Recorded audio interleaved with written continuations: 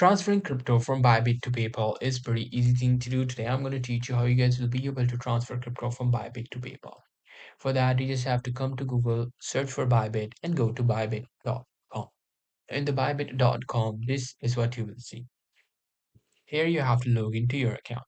After logging into your account, you just have to click on your assets and then click on withdraw. After clicking on withdraw, this is what you will see. Here it wants me to, verify my account first before doing a withdrawal. But in your case, you have already your account verified and you will be able to put your wallet address for the recipient's bank account. Here you have to enter your crypto's wallet address from your PayPal if you want to withdraw it in crypto. There you have two options. Either you can transfer crypto from your Bybit to your crypto, you to your PayPal, or you can transfer it to your local currency. So in order to transfer it from crypto to crypto, here you have to enter your wallet address from the PayPal, and there you go. You'll be able to transfer it from crypto to crypto.